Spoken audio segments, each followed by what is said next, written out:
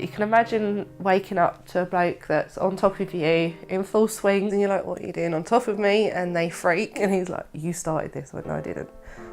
I was asleep. I've just woken up.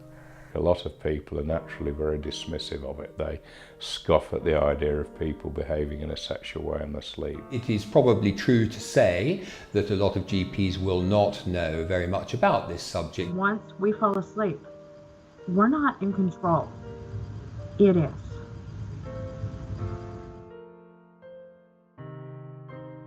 Everyone sleeps, and most adults have sex.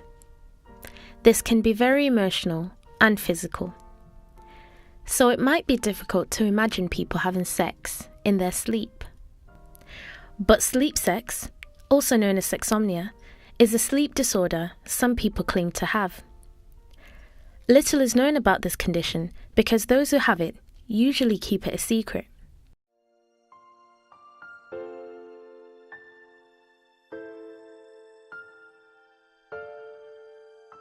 Paula has asked to remain anonymous because, like many, she finds it difficult to talk about her sexsomnia episodes which have blighted her life. I know there's always been something there. I can go to bed fully clothed and wake up naked. Masturbating to a point where your own moaning wakes you up. Soaking wet top to bottom. My temperature's sky high. And I have to just get up and walk it off. It's a weird sensation. There's spells where I don't do it at all, and then there's spells that I can do it nearly every day. Paula is a single working mother of one. Even though she lives a busy life, she finds it difficult to get a good night's sleep when sexsomnia surfaces. Her sleep disturbances not only reduce her energy levels, but they have also put a strain on her romantic relationships. I got in a relationship and had someone staying over on a regular basis. He caught me. I must have woke him up. I was touching myself. He got very upset and angry about it and thought it was a reflection on him not satisfying me. You don't know how to react because you don't know you've done something wrong. You're being shouted at for something you've done. You're like, hold on, I don't remember. I have woke up once or twice with this partner and asked what he was doing. You can imagine waking up to a bloke that's on top of you in full swing and you're like, what are you doing on top of me? And they freak and he's like, you started this. I went, no, I didn't. I was asleep. I've just woken up. He said, you instigated this, and that freaked him out. He sort of ignored it at first, but I suppose the next time it happened, he was a little bit more angry and a bit wary of me because I couldn't tell him what was going on. I just said I was asleep. The way he reacted made me feel like I was doing something wrong, but I wasn't aware of what I was doing. But I know he wasn't happy, and it made me feel awkward. I didn't really approach the subject with him because he made me feel uncomfortable about it, and his answer was to just get a little bit angry about it. So I left it. Experts have found that sexsomnia mainly affects sexually active adults, both genders, and any sexuality, but it manifests differently in each person. Dr. Musa is one of the few physicians who recognizes this as a real phenomenon. It's definitely a real medical condition, a sleep disorder. Well, the common ones you probably will be familiar with will be conditions like sleepwalking, sleep talking, sleep terrors, sometimes sleep eating, you might have heard about it, and sleep sex is in the same group of those parasomnias, where you do things in your sleep, perhaps half awake, half asleep. Most of the cases of sexsomnia are young adults and predominantly male, and the types of acts they do also differ between genders. So instigating sex, penetrative sex is usually a male phenomenon, whereas masturbation is much more common in females, although sex talk might also be carried out by either sexes.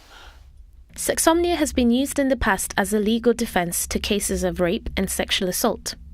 and the media have reported on some of these cases where people have been found not guilty. Occasionally it has worked and the jury or the judge has agreed that these events were in sleep.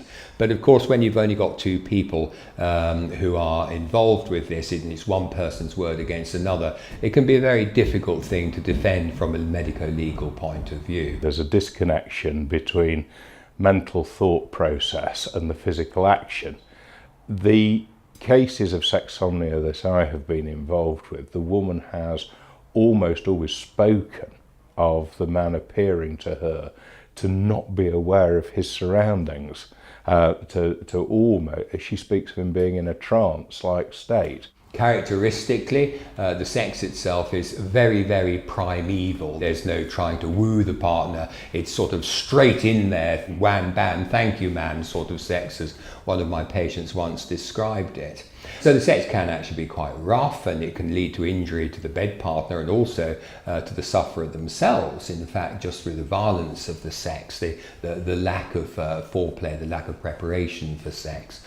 Now, interestingly, the sufferer themselves will generally have no recollection for the events at all. They may be very surprised if the events are related to them the next day by their bed partner. The event itself will be something that the bed partner clearly can be distressed by. If you know that you suffer with sexsomnia, then the advice would have to be to sleep, unless you're sleeping with your partner who knows you've got this condition, to sleep apart from everybody else.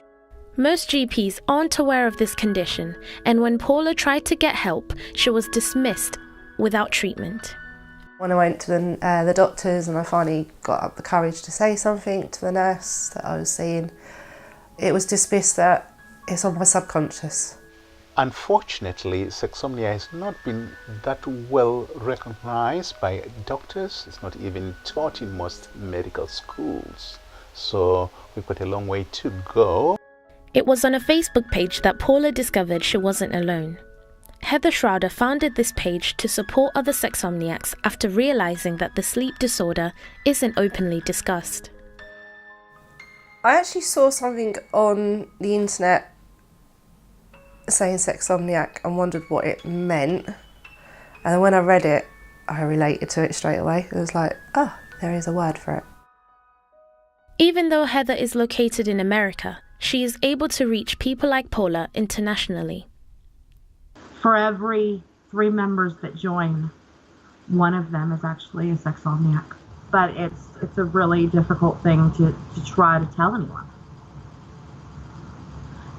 I mean, it pretty much gives them warrants to be able to mock.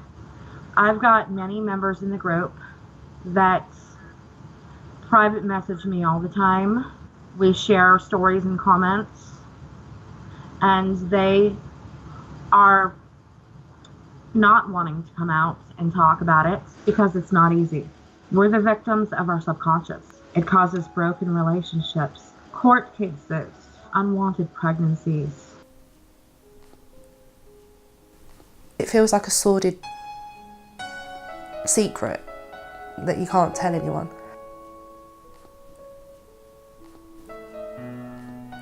If any of us could change this, we would.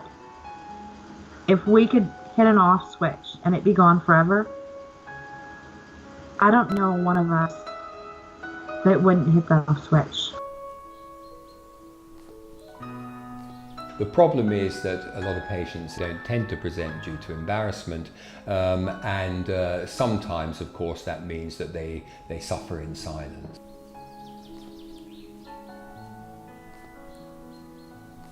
We should be aware that sexsomnia is not too common, but it is common enough to be a significant clinical problem which should be addressed. Experts insist that this sleep disorder can be diagnosed, treated, and managed, but only if patients have the courage to come forward and professionals have the training to offer the right help. For Paula and others like her, she hopes more discussion around this disorder will encourage people to not feel ashamed and seek the help they need.